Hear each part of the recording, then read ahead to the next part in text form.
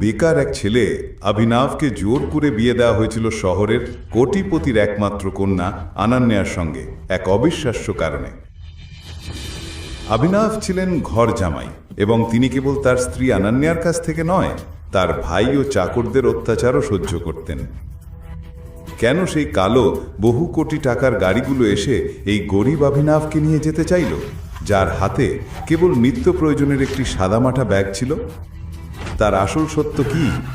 অভিনব কে? কি রহস্যটা আছে যা আপনাকে চমকে দেবে?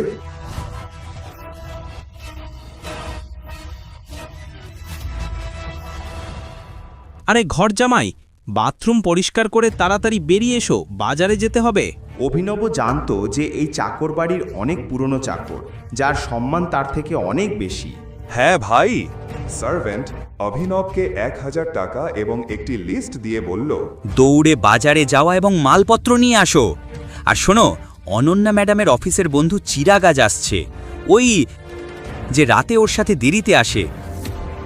তুই তার স্বামী, তাই না? হ্যাঁ, এবার তোকেই তার খাতিরদারি করতে হবে। কি দেখছিস, যা। সার্ভেন্টের কথায় অভিনব রেগে যাচ্ছিল, তখনই তার ফোন বেজে উঠল। নম্বরটি দেখে অভিনব চমকে গেল। এটা একটি দুবাই নম্বর ছিল। অভিনব কলটি ধরল না এবং তাড়াহুড়ো করে সাইকেলে চড়ে বাজারের দিকে ছুটে গেল। সবজির বাজারে দুবাই নম্বরের কলটি আবারও এলো। অভিনব নজর না দিয়ে হাঁটতেই থাকল। তখন ওই এলাকায় কুখ্যাত গাজ্জু ভাই তার পথ আটকে দিল। তিনি দেখেই বুঝলেন অভিনবটি গোবেচারা প্রকৃতির একটি ছেলে, তাই সে তাকে আরও বেশি বিরক্ত করতে শুরু করল। হেই, আমাকে ধাক্কা দাও কিভাবে? ভাই, তুই গাজ্জু ভাইকে ধাক্কা দিয়েছিস, এবার তোকে দাম চুকাতেই হবে।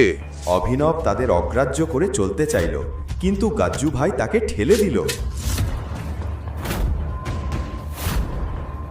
কেন কেন তোমরা আমার সঙ্গে এমন করছো? ও প্রভু, ভাই এই তো সেই ঘর জামাই যার সুন্দর বউ আছে এবং যে একজন বিলিয়নিয়ার। ভাই, আমার ছোট ভাই তার বাড়িতে চাকর। সত্যি? এই অপমান সহ্য করে অভিনব মাথা নিচু করে চলে যেতে চাইল, কিন্তু গাজ্জু ভাই তার কলার ধরে বলল, তাহলে আমরা তার বিলিয়নিয়ার বউ অনন্যা দিয়ে। এটা শুনে সব গুদারা হেসে উঠল। অভিনবের ফোন আবার বেজে উঠল।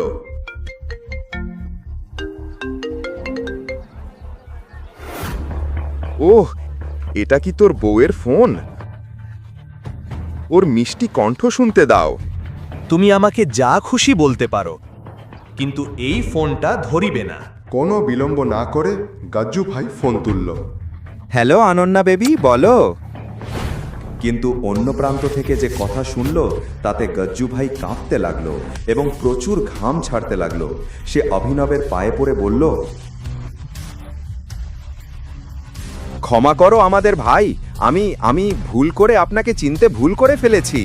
ঠিক তখনই ধুলো উঠতে লাগলো এবং সবাই দেখল 3টি বড় দামি কালো গাড়ি গুন্ডাদের সামনে থেমে গেল।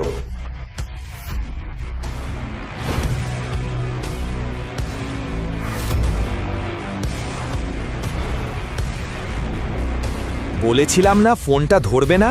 ওরা আমার লোকেশন খুঁজে পেয়েছে। বাইক চালাও, বাইক চালাও। এটা বলে অভিনব এক গুন্ডাকে ধরে একটি বাইকে চড়ে দ্রুত চলে গেল। উপস্থিত লোকেরা বিভ্রত হয়ে রইল। কেন ফোন ধরার সঙ্গে সঙ্গেই কালো গাড়িগুলো এসে পৌঁছালো? বাজারপত্র কোথায়? আমি একটা সহজ কাজ বলেছিলাম, সেটাও তুই করতে পারলি না। সত্যি বলছি অভিনব, তুমি বাজার থেকে শাকসবজিও আনতে পারলে না। জানো কি, যাও আমার ঘরের মাকড়সার জালগুলো পরিষ্কার করো।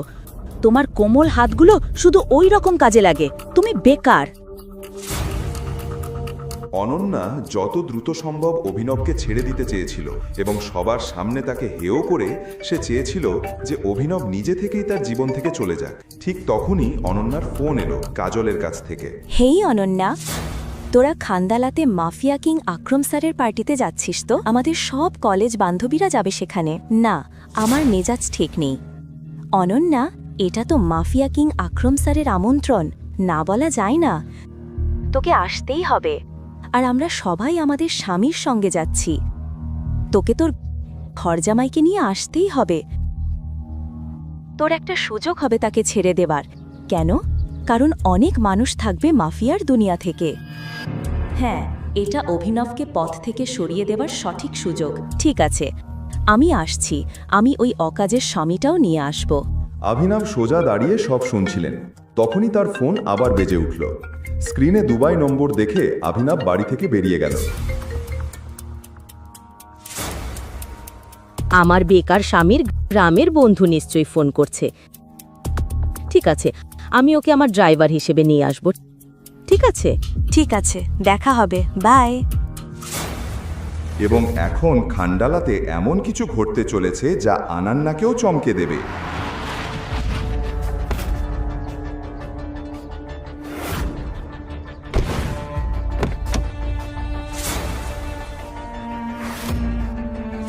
পরের দিন আনান্না অভিনবকে নিয়ে গাড়িতে করে খান্ডালা চলে এলো। হোটেলটা দেখে অভিনবের চোখ বড় হয়ে গেল। তোমার পুরো পরিবারে হয়তো তুমিই একমাত্র যে এত বড় একটা হোটেলের মধ্যে পা রাখার সুযোগ পাচ্ছ। ঠিক তখনই অনন্যার কলেজের বেয়াদব ধনী বন্ধুবান্ধবরা সেখানে এসে হাজির হলো। তাদের মধ্যে রাজ নামের একটি অহংকারী ছেলেও ছিল, যে সবসময় অনন্যাকে ইমপ্রেস করার চেষ্টা করত। অনন্যা, এটা কি? তুই কি এই ট্রিপে স্বামীর বদলে নিজের চাকরটা এনেছিস? ওটা আমার স্বামী। কি? অভিনবের সাধারণ পোশাক দেখে অনন্যার বন্ধুগণ ও তাদের স্বামীরা মুখ বাঁকা ছিল, কিন্তু তাদের ধারণা ছিল না কি ঘটতে চলেছে। তখনই হোটেল ম্যানেজার এসে বলল, এক্সকিউজ মি স্যার, আকরম স্যারের পার্টি সন্ধ্যায়, তাই এখন লাঞ্চ আর ড্রিঙ্কসের বিল আপনাদের তরফ থেকেই পে করতে হবে। ওয়েটার যখন মেনু কার্ড নিয়ে এলো, তখন আরিয়ান নামের একটি ছেলে অভিনবকে ফাঁদে ফেলতে ঘোষণা করে, হে সবাই, আজ বিলটা অভিনবই দেবে। আমি এমন কিছুই বলিনি। চল সবাই তালি দি অভিনবের জন্য। এই চাকর যে মাসে ৬,০০০ টাকা করে পায়, আমাদের লক্ষের বিল দেবে। 1 মিনিটে কি হলো অভিনব বুঝতেই পারল না। আর অনন্যাও ভাবছিল, অভিনব এটা কি করলো? আমার কাছে আজকের বিল দেবার মতো টাকা নেই, আর এই অভিনব তো একেবারেই গরিব। আর হ্যাঁ বন্ধুরা, অভিনব একটি শর্তও রেখেছে। যদি সে আজ বিল দিতে না পারে, তাহলে রাজ অনন্যাকে নিয়ে যাবে। কি? অভিনব, তুমি নিজের সীমানা বজায় রেখে দাও বিট। আমি তোমার জিনিস নই যাকে বাজি রাখা যায়। অনন্যা, আমার কথা শোনো, আমি তো কিছু। চুপ কর, চুপ কর। অভিনব অনন্যাকে বোঝাতে চাইল যে ওকে ফাঁদে ফেলা হচ্ছে। আরে আরে আরে, বাজি ধরা হয়ে গেলে পিছিয়ে যাওয়া যাবে না। কি হলো? টাকা শেষ হয়ে গেল? ওয়েটার! রাজ অভিনবকে কথা বলবার সুযোগ দিল না এবং হোটেলের সবচেয়ে দামি খাবার ও ড্রিঙ্ক অর্ডার করাতে লাগলো। ঠিক তখন কাজলের চোখ পড়ল একটা বক্সিং রিংয়ে। হে রাজ, তুমি তো কলেজের বক্সিং চ্যাম্পিয়ন ছিলে, তাই না? তাহলে আর কি, তোর এবং অভিনবের মধ্যে একটা লড়াই হওয়া যাক। আমাদের খাবার আসার আগে বিনোদনও হবে। এটা শুনে সবার আগ্রহ জাগলো, কারণ রাজ সত্যিই এক ভয়ঙ্কর বক্সার, যার নামে অন্য কলেজগুলো ভয়ে কাঁপত। রাজ এতদিনে 25 জনের নাক ভেঙে দিয়েছে। ঠিক তখনই অভিনবের ফোন বেজে উঠল। অভিনব স্যারের ফোন বাজছে। কে ফোন করছে? রাঘু কাকা। ওর বাড়ি থেকে নিশ্চয়ই বলছে, ওই অভিনব, তুই ঘর পরিষ্কার করে গেলি না তো? তাহলে কি বলছো, আমরা কি লড়াই করব? আজ আমরা জানবো অনন্যার জন্য কে সেরা, তুই না আমি। অভিনব, তোমার এখনো একটা সুযোগ আছে, না বলো? অভিনব, তোমার কি রাজের সাথে লড়াই করার সাহস নেই? অভিনব রেগে গেল এবং এখন বলল, আমি বক্সিং করব। বন্ধুরা, তো আজ অভিনব মার খাবে আর আমরা খাবার। রাজও প্রস্তুতি নিয়ে রিংয়ে উঠল। অন্যদিকে আরিয়ান ও তার বন্ধুরা দামি ড্রিঙ্ক ও খাবার অর্ডার করা শুরু করল। ঠিক তখন রাজ আক্রমণ শুরু করলো এবং অভিনবকে একটা জোরালো ঘুষি মারল। অভিনবের মুখ থেকে রক্ত বেরোতে লাগলো।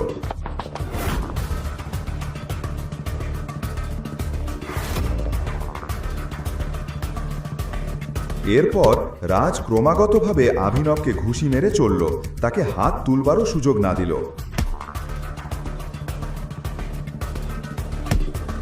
সবাই ভাবল অভিনব এবার শেষ। তখন হঠাৎ অভিনব লুটিয়ে পড়ল। বন্ধ কর অভিনব, আত্মসমর্পণ কর এবং এখনই বেরিয়ে এসো। ঠিক যখন অনন্যা এটা বলল, রিংয়ের বাইরে রাখা অভিনবের ফোন বেজে উঠল। অনন্যা যেন ফোনটা না দেখুক এটাই ভেবে অভিনব দ্রুত উঠে পড়ল এবং ঠিক রাজ আঘাত করার জন্য এগোতেই অভিনব রাজকে এমন এক শক্তিশালী ঘুষি মেরেছিল যে রাজ সেখানেই অচেতন হয়ে পড়ল। অনন্যার দৃষ্টি অনন্যার ফোন থেকে ছুটে গেল মাটিতে পড়ে থাকা রাজের দিকে। অভিনব ঘুষিতেই বক্সিং চ্যাম্পিয়ন রাজকে নকআউট করে দিল। এমন ঘুষি কেবল একজন প্রফেশনাল খেলোয়াড়ই মারতে পারে। এই অভিনব নিশ্চয়ই কিছু লুকিয়ে রেখেছে। অভিনব বেরিয়ে এসে ফোন তুলে নিল এবং রাখল। ঠিক আছে রাজ, চিন্তা করিস না। যদিও এখানে তোকে হারায়ও, আমরা বিল এমনভাবে বাড়িয়েছি যে ও 7 জন্মেও এটি পরিশোধ করতে পারবে না। স্যার, এখানে আপনার বিল 5,40,000। কিছু না, আমাদের অভিনব স্যার এখানে আছে, উনি সবার বিল দেবেন। কিন্তু ওয়েটার অভিনবকে দেখে বিভ্রান্ত হয়ে গেল। তিনি ওর পোশাক দেখে ঠিকই বিচার করে ফেলেছিলেন। স্যার, অনুগ্রহ করে রিসেপশনে আসুন। সাবধানে দেখো যেন পালিয়ে না যায়। এখন সবাই ওয়েটারের দিকে তাকিয়ে রইল। অভিনব যদি বিল না দিতে পারে, রাজ আজ তার সব রাগ অনন্যার ওপরে বের করে দেবে। এই ভয়ে অনন্যা ঘামতে শুরু করলো। ওয়েটার যখন অভিনবের হাতে থাকা কার্ড নিল ও সোয়াইপ করলো, তার মুখের রং উঠে গেল। কি হয়েছে? অভিনবের কার্ডে কোনো ব্যালেন্স নেই, কোনো টাকা নেই? যদি তার কার্ডে টাকা না থাকে তাহলে বলো, ও সম্মানের কথা চিন্তা করো না। অনন্যার মুখে রং ঘুচে যাচ্ছিল, কারণ যদি অভিনব বিলে টাকা না দিতে পারে, রাজ আর ছেড়ে দেবে না। কি ব্যাপার, ওনার কাছে কি কোনো টাকা নেই? ওয়েটার কিছু বলতে পারার আগেই হঠাৎ Z+ সিকিউরিটি গার্ডরা হোটেলের প্রধান দরজায় এসে উপস্থিত হলো এবং সবাই তাদের দিকে আগ্রহী হয়ে তাকালো। মনে হচ্ছে কোনো সেলিব্রিটি এসেছে। ও ঈশ্বর, ওটা মিস্টার দেখভাল, আকরাম স্যারের বস। জানো, ওদের সাথে দেখা করতে বছরের পর বছর অপেক্ষা করতে হয়। যেখানে আমি ম্যানেজার হিসাবে কাজ করি সেই কোম্পানিতে ও বিনিয়োগ করেছে। আজ আমার যেন ভগবানের দর্শন হলো। মিস্টার দিকপাল অভিনবকে চিনে ফেলল।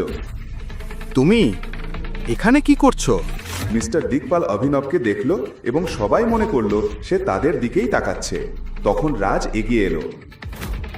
অভিনব মিস্টার দিকপালকে অগ্রাহ্য করে মেন গেটের দিকে হাঁটতে লাগলো। তখন মিস্টার দিকপাল হোটেল ম্যানেজারকে বলল, ম্যানেজার, ওর এবং বাকিদের বিল আমার অ্যাকাউন্টে ট্রান্সফার করে দিন। এটা বলে মিস্টার দিকপাল নিজ তার রুমে চলে গেল। 1 মিনিটে এত কিছু ঘটল যে কেউই কিছু বুঝতে পারল না। এই মিস্টার দিকপাল কি কিছু খেয়েছে নাকি? উনি অভিনবকে অন্য কারোর সঙ্গে গুলিয়ে ফেলেছেন।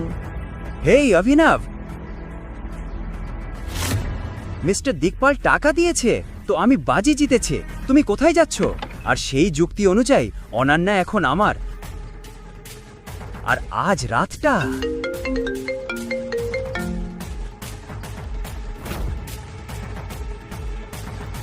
দেখো রাজ, ফোনটা দাও আমাকে। তখন রাজ অভিনবকে বক্সিংয়ের বদলা নেওয়ার জন্য বলল, কোন বড় সুপারস্টারের কল এটা? বারবার বাজছে। ফোনটা রিসিভ করে দেখা যাক। দেখ, তোর সব রাগ আমার উপরে। দেখা, কিন্তু ফোনটা ধরিস না। রাজ এটা চ্যালেঞ্জ হিসাবে নিয়ে ফোনটা ধরল। রাজ ফোনটা স্পিকার করে দিল এবং অন্য প্রান্ত থেকে একটা কণ্ঠ বলল, বস, আমরা আপনার লোকেশন পেয়ে গেছি। আমরা আপনাকে আনতে আসছি। কিছু গুরুত্বপূর্ণ আছে।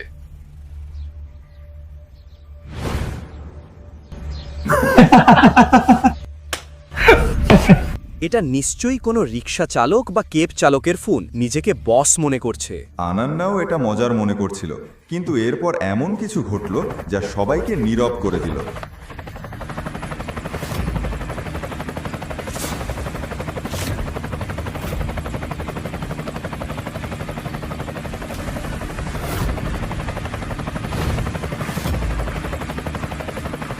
আরে, ওটা তো কোটি টাকার হেলিকপ্টার।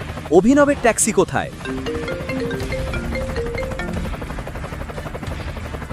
এরপর অভিনব ফোনে কিছু বলল আর হেলিকপ্টারটা উড়ে গেল সেখান থেকে।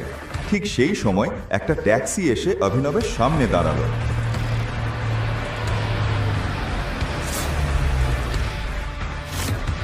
পাহাড় খুঁড়ে ইঁদুর বেরোলো, জানতাম ও এত দামি হেলিকপ্টারে চড়বে। দেখো, ও ট্যাক্সি এসে গেছে। কিন্তু দুবাই থেকে বারবার ফোন আসা, এই দামি গাড়িগুলো আর হেলিকপ্টার সবকিছু একটা এমন গোপন সত্য ফাঁস করতে চলেছে যাতে আপনার গা শিউরে উঠবে। অভিনব তাড়াতাড়ি ট্যাক্সিতে উঠে চলে গেল। ঠিক তখনই রাজ আর বাকিদের মনে অভিনবকে নিয়ে সন্দেহ জাগলো। বন্ধুরা, কেউ জানে ও কোথায় গেল? নিজের বউকে খান্ডালাতে রেখে ও কার সঙ্গে দেখা করতে গেল?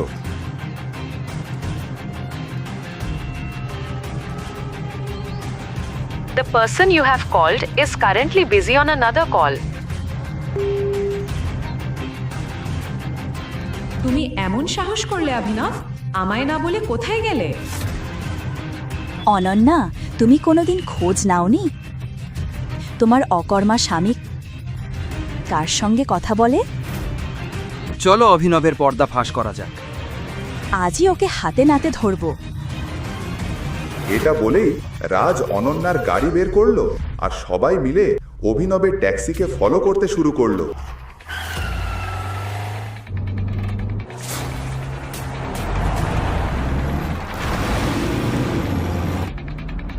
রাজ, তাড়াতাড়ি যাও। অভিনব, আজ তোকে ফাঁস করব। কোথায় যাস আর কি কীর্তি করিস সব বের করে ফেলবো। রাজ আর সবাই চিন্তায় ছিল যে অভিনব কোথায় যাবে আর কিভাবে ওকে ফাঁস করবে আর ঠাট্টা করবে। কিন্তু তারা জানতো না আজ অভিনবের এমন পরিচয় তাদের সামনে ফাঁস হতে চলেছে যা তারা স্বপ্নেও ভাবতে পারেনি। অভিনব কি গরিব ছেলে যে শুধু গালাগাল খাওয়ার জন্যই জামাই হয়ে এসেছে, নাকি অন্য কিছু? কোথাও যেও না, সব গোপন ফাঁস হতে চলেছে। আরে থামো থামো! পুলিশ হঠাৎ চেকপোস্টে অভিনবের ট্যাক্সিটা থামাল। রাজ নিজের গাড়িটা একটু দূরে থামিয়ে সব দেখতে লাগলো।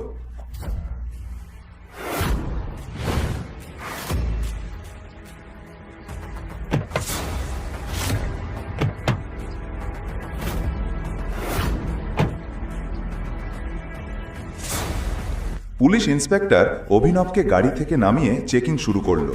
তল্লাশিতে অভিনবের কাছে একটা বন্দুক পাওয়া গেল। বন্দুক দেখে ইন্সপেক্টর বলল, এটা কি? এই বন্দুক কোথা থেকে এলো? লাইসেন্স কোথায়? অভিনবের কাছে বন্দুক? যে লোকটা নিজের চাকরের কাছ থেকেও গাল খায়, পুরনো গাড়িতে পেট্রোল ভরতে 500 টাকা ধার নেয়, ওর কাছে বন্দুক এলো কোথা থেকে? তবে কি আমি অভিনবের আসল সত্যটা জানিই না? বন্ধুরা, এই অভিনব একটা অপরাধী। এখন দেখো পুলিশ কিভাবে ওর কাছ থেকে সত্য বের করে। আমি শুধু কমিশনারের সামনে মুখ খুলব। তাই নাকি? দেখো দেখো, পুলিশ কমিশনারকে চাই ওর। শোন, বেশি চালাকি করার চেষ্টা করিস না, নইলে তোকে উল্টো করে ঝুলিলে এমন মারবো যে তোর আসল পরিচয় বেরিয়ে আসবে। যে লোকটা বাড়ির চাকরদের কাছ থেকেও বকুনি খেত, আজ সে পুলিশের হাত ধরে ফেলল। আমার হাত ছাড়, নইলে লাঠি দিয়ে পেটাব। আরে ছেড়ে দাও ওনাকে। এই চিৎকার শুনে আশেপাশে সব পুলিশ ঘুরে তাকাল। অনন্যার রাজও হতবাক হয়ে গেল। ও পাগল হয়ে গেছে, কেউ কমিশনারকে ফোন করো। এই গোলমালের মাঝেই একটা পুলিশের সাইরেন শোনা গেল।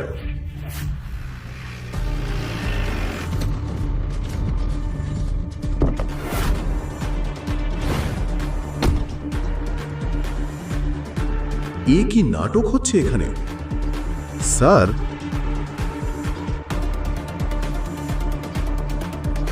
ওনার ওপর হাত তোলার সাহস হলো কেন? কমিশনারকে দেখে সবাই ফ্যাকাশে হয়ে গেল। আর অভিনব যে এতক্ষণ অপমানিত হচ্ছিল, এখন পুলিশেরাও তার সামনে কাঁপছে। কমিশনার ওকেও চিনে ফেললো, কিন্তু কিভাবে? এখানে অনন্যা, বাকি সবাই আর পুলিশ ইন্সপেক্টরও ভাবতে লাগলো, তুমি কি তোমার চাকরি ভালোবাসো না? কে ওনাকে ধরেছে? কিন্তু স্যার, ও বন্দুক মানে ওর কাছে বন্দুক ছিল তো কি হয়েছে, ওটা সেলফ ডিফেন্সের জন্য। আর আমি অনাকে অনার জন্মদিনে এই বন্দুকটা গিফট করেছিলাম। ওর জন্মদিনে? কিন্তু ওর জন্মদিনে তো অভিনব ওর মায়ের স্যান্ডেল মেরামত করতে গিয়েছিল। কমিশনার ওকে বন্দুক গিফট করলো? আমি কি স্বপ্ন দেখছি? অনন্যার বাকিরা কিছুই বুঝতে পারছিল না। তখনই কমিশনার অভিনবকে সম্মান দিয়ে যেতে বলল।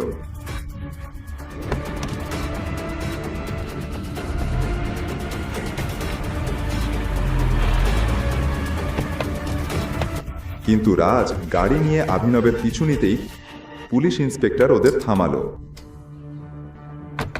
এত তাড়াতাড়ি করে কোথায় যাচ্ছ? এই মেয়েগুলো কারা? সবাই নামো, এসো।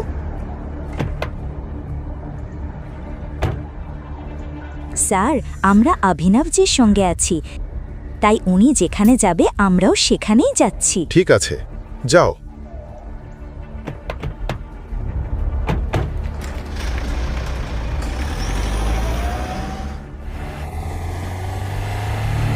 ওরা অভিনবের ট্যাক্সিকে ফলো করতে থাকলো। ট্যাক্সিটা একটা বিশাল পুরনো গলি দিয়ে যাচ্ছিল। ঠিক সেই সময় কয়েকটা কালো গাড়ি সেই পুরনো গলি থেকে বেরিয়ে এলো। গাড়িটা অভিনবের ট্যাক্সির সামনে এসে সামনে চলতে লাগলো।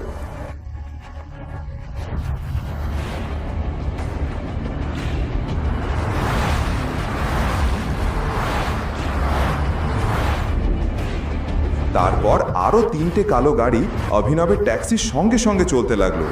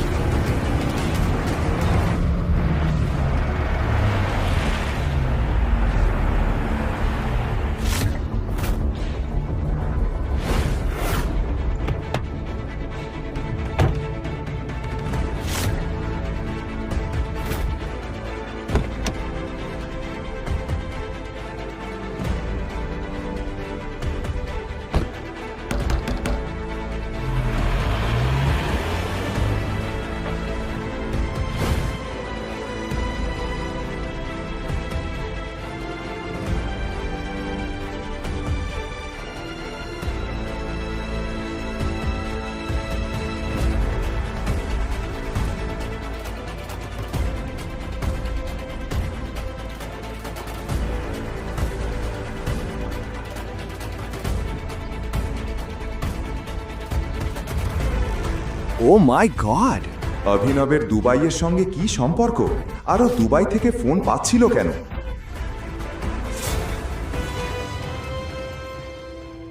গরিব ডেলিভারি বয় অভিনবের প্রেমিকা ওকে ছেড়ে একটা ধনী লোকের জন্য চলে গিয়েছিল। তারপর কি হয়েছিল? প্রেমে হেরে যাওয়া অভিনব 50 ফুট উঁচু বিল্ডিংয়ের ছাদে উঠে গিয়েছিল নেশা করে। বাইভবী, আমি এই দুনিয়া ছেড়ে যাচ্ছি। তোমার অভিমান আমাকে মেরে ফেলেছে। সেই ধনী লোকটার সঙ্গে সুখে থেকো। আমি যাচ্ছি। ওর জীবনে ভাগ্য কি খেলা দেখাবে কেউ জানতো না। হঠাৎ অভিনব পড়ে গেল নুচে, কিন্তু কোথায় পড়ল সে?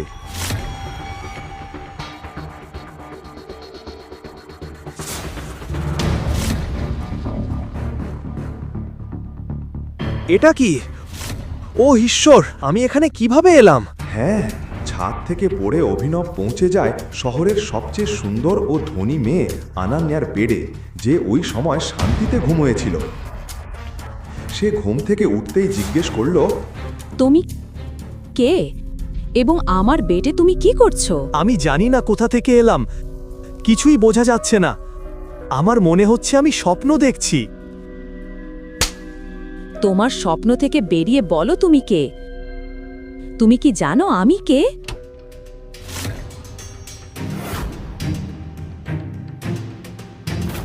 ও ঈশ্বর, এসব কি দিদি? এই ভিখারিটা তোমার বেডরুমে কি করছে? ও, বুঝতে পেরেছি। সানি, তুমি এখানে কি করছো? না না, প্রশ্নটা আমার করা উচিত দিদি। এই ছেঁড়া লোকটা তোমার বেডরুমে কি করছে? দেখো দেখো ভাই, আমি নিজেও জানি না কিভাবে এখানে এলাম। আমি শুধু বলতে চাই আমি ছাদে ছিলাম। চুপ কর।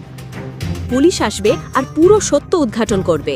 না না দিদি, পুলিশকে কিছু বলিও না। হয়তো তুমি সিং পরিবারের মর্যাদা ভুলে যাচ্ছ। সিং পরিবারের সকল সিদ্ধান্ত এক ব্যক্তিই নেন, মহান রাজা হারদেব পাল সিং, আমাদের সম্মানিত দাদু। দাদুর নামে শুনে অনন্যার কপালে ঘাম জমতে শুরু হয়ে গেল।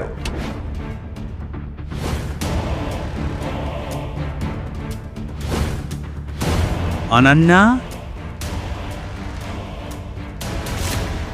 হারদেব পাল সিং কেবল শহরের একজন পরিচিত ধনী মানুষ নন, তিনি ছিলেন বেশ রক্ষণশীল ও কঠোর মানুষ, পুরনো ব্যবস্থার চিন্তার অধিকারী। তিনি স্যুট পরা মানুষ, কিন্তু মানসিকতা ছিল 500 বছর পুরনো।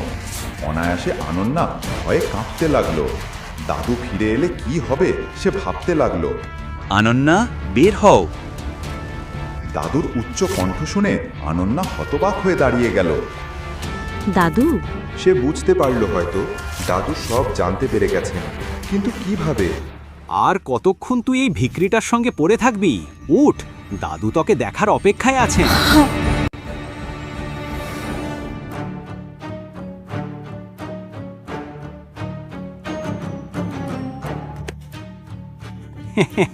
কোথায় যাচ্ছিস ভাই? বড়রা ঠিকই বলেন, অ্যালকোহল স্বাস্থ্যের জন্য ক্ষতিকর। এখন দেখো, এখন কে রক্ষা করবে আমার দিদিকে দাদুর রাগ থেকে? আর তুই ডেলিভারি বয়, তোর তো যা তা হয়ে গেল।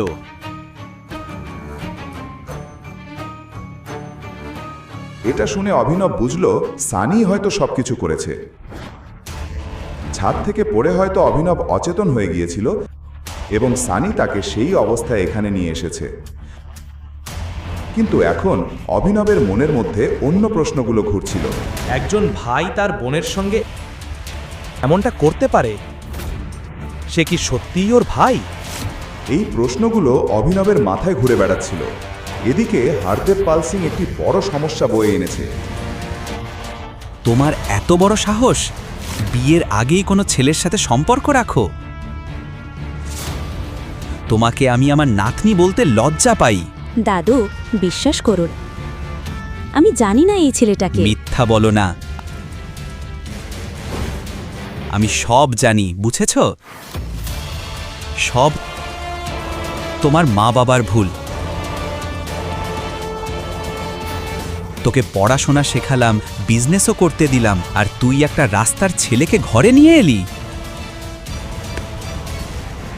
হারদেব পাল অভিনবের হাতে একটি জিনিস দেখে চমকে গেলেন।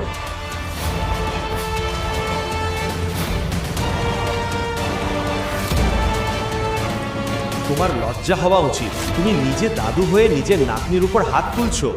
তাকে এভাবে অপমান করা, তুমি ঠিক আছো? এই কি ন্যায়? হঠাৎ পুরো ঘর নিশ্চুপ হয়ে গেল। কেউ আগে হারদেবের সঙ্গে এভাবে কথা বলেনি। এখানে একটা সাধারণ ডেলিভারি বয় শহরের একজন নামকরা মানুষের সাথে তর্ক করছে।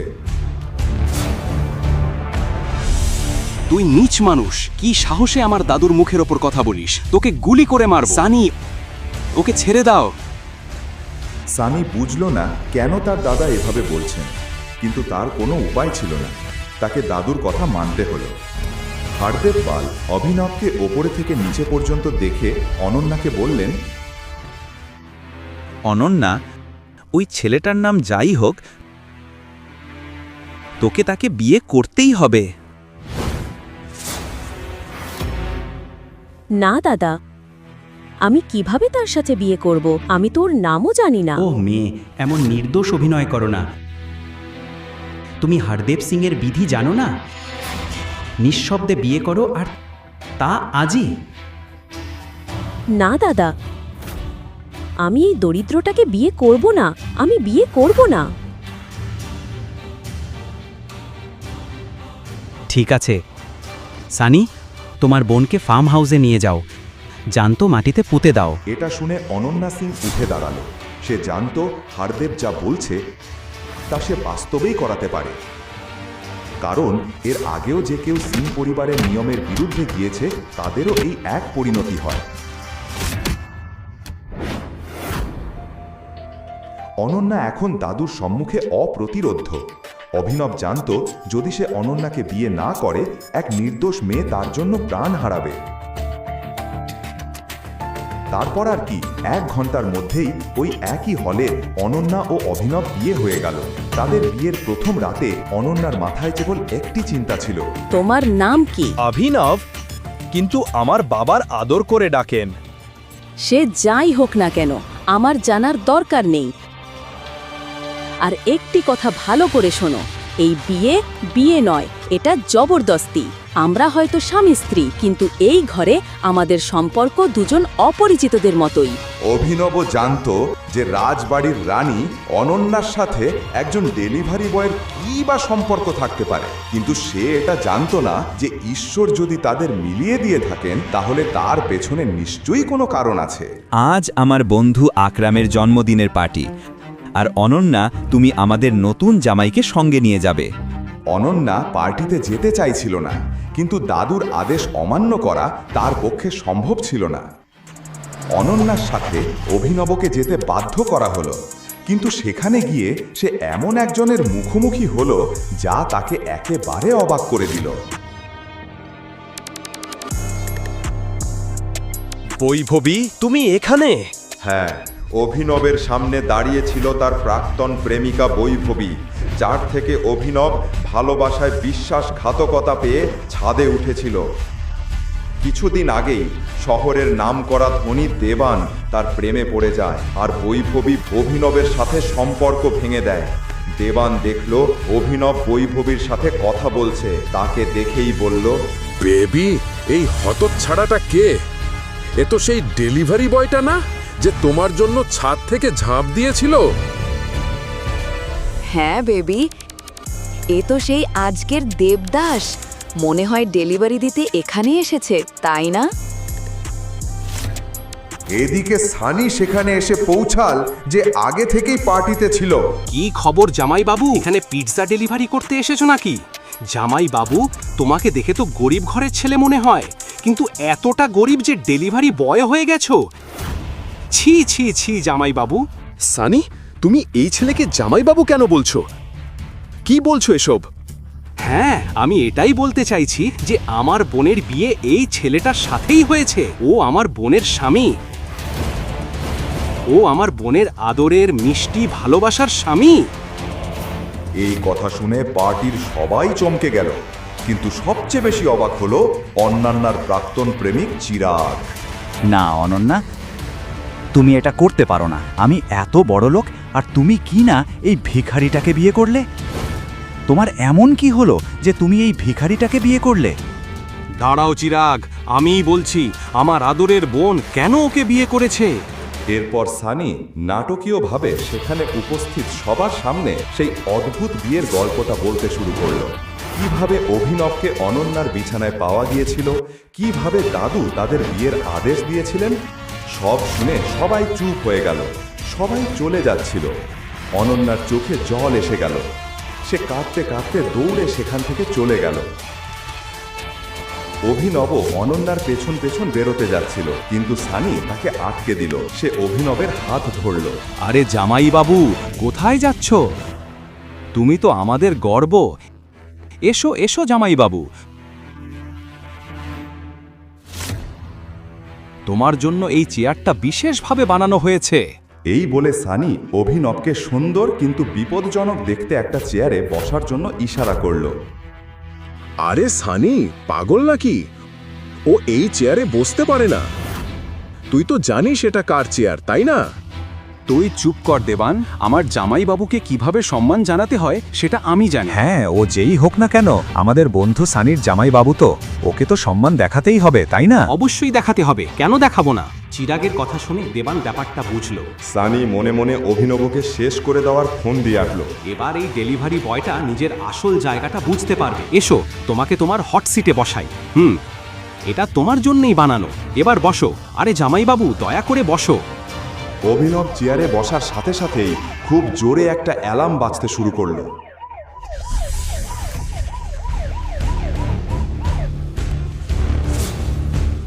এসব কি হচ্ছে? তুই এটা কি করলি? তুই মাফিয়া কিং এর চেয়ারে বসেছিস। তুই তো এবার শেষ। ওই বিশেষ চেয়ারটা ছিল মাফিয়া কিং গ্যাংয়ের লিডার আকরামের, আর ওই চেয়ারে আকরাম ছাড়া অন্য কারোর বসার অনুমতি ছিল না। কোন মায়ের বেটার এত সাহস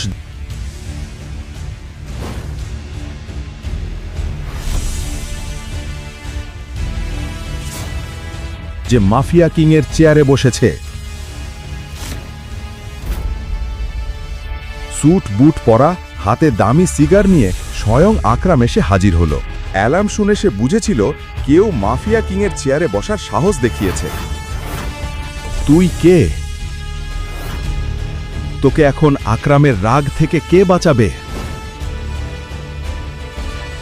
স্যার, আমাকে মাফ করে দিন।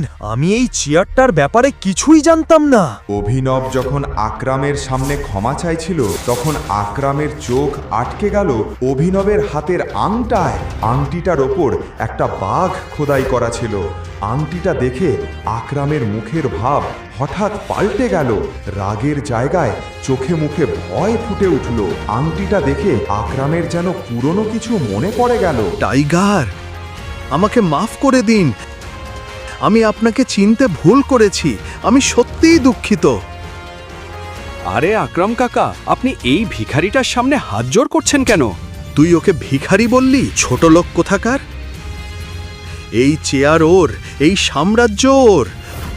ওই আমাদের মাফিয়া কিং গ্যাংয়ের আসল মালিক, আমাদের টাইগার। ওই আসল টাইগার। হে ভগবান! কেন আকরামের মতো একজন ভয়ঙ্কর ডন অভিনবের সামনে মাথা নত করল? কেনই বা সে অভিনবকে টাইগার বলে ডাকল? আকরাম কি অভিনবকে চিনতে পেরেছিল? অভিনব ওরে টাইগারের গল্প কোন নতুন। আসসালামু আলাইকুম এভরিওয়ান, কেমন আছেন সবাই? আশা করি সকলে অনেক অনেক ভালো আছেন। তো আজকে আপনাদের মাঝে একটা সাইট রিভিউ করতে আসলাম। এই সাইটটার নাম হচ্ছে loanupay99.com। এই loanupay99.com এই সাইটটা কি রিয়াল নাকি ফেক, আজকের ভিডিওটিতে আমরা কিন্তু সম্পূর্ণ বিস্তারিত আলোচনা করে জানিয়ে দিব। এবং এই যে loanupay99.com এই সাইটটা কি জামানত দিলে কি লোন দেয় কি দেয় না, সেটাও কিন্তু আপনারা সম্পূর্ণ ভিডিওটি দেখলে বুঝতে পারবেন। সো এখন আরেকটা বিষয় বলি, এই ভিডিওটি শুধুমাত্র কিন্তু আপনাদের শিক্ষামূলক উদ্দেশ্যে তৈরি করা, এখানে কোনো আর্থিক লেনদেনকে প্রাধান্য দেয় না।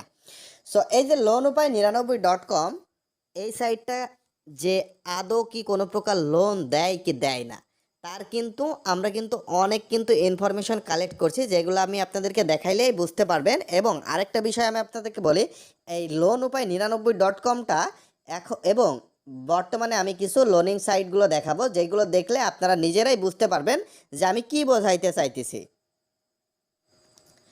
তো আপনারা যদি একটু লক্ষ্য করেন, এইখানে দেখেন একটা সাইট দেখাইতেছি, এটা হচ্ছে loanalo24.com। দেখেন এইখানে যে loanalo24.com-এর যে ড্যাশবোর্ডটা আছে আর কি, আর আমরা যে এখন বর্তমানে যে সাইটটা রিভিউ করতেছি loanupay99.com, এইটার ড্যাশবোর্ডটা আপনারা একটু লক্ষ্য করে দেখেন। এইখানে জাস্ট একটু চেঞ্জ হচ্ছে, এইখানকার যে লোগোগুলো, এই লোগোগুলো একটু জাস্ট খালি আপনার ওইখানে চেঞ্জ আছে আর এইখানে চেঞ্জ নাই, এই হচ্ছে বিষয়।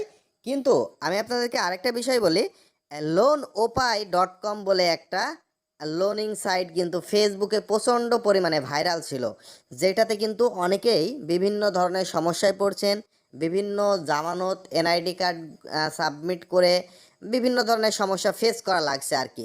সো এখন বর্তমানে এই যে loanupay99.comটা মার্কেট প্লেসে এখন প্রচণ্ড পরিমাণে ভাইরাল।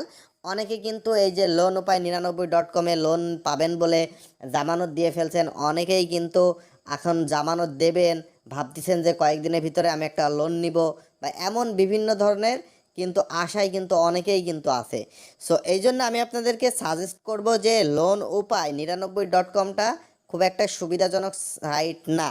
এটার সম্পর্কে কিন্তু আমরা অনেক জায়গা থেকে ইনফরমেশন কালেক্ট করছি, এগুলো কপি ক্লোন একটা সাইট, কেননা এর অ্যানাদার আরও অনেকগুলো অ্যাপ আছে। সো এই হচ্ছে বিষয় মূলত। আর আমি আপনাদেরকে একটা বিষয় বলি, আপনারা যখন এইখানে যে জামানতটা দিবেন, এই জামানতের টাকাটা কিন্তু আসলেই লস যাবে। সো এর চেয়ে আপনারা যারা অনলাইনে রিয়েলভাবে কাজ করতে চান, এই ভিডিওর ফার্স্ট কমেন্ট এবং ডেসক্রিপশন বক্সে আপনারা একটা ভিডিও অ্যান্ড সাইট লিঙ্ক পেয়ে যাবেন। ওইখানে আপনি অল্প কিছু টাকা ইনভেস্ট করে আপনি কিন্তু প্রতিদিন একটা ভালো পরিমাণে ইনকাম করতে পারবেন এবং আপনার কিন্তু খুব ভালোভাবে চলে যাবে আর কি। কিন্তু এই যে লোন, আপনি যদি ভাবেন অনলাইন কোনো অ্যাপ থেকে আমি জামানত দিয়ে এনআইডি কার্ড সাবমিট দিয়ে লোন নিব, তাইলে পারে এই আশা বাদ দেন, কেননা এটা কখনোই সম্ভব না।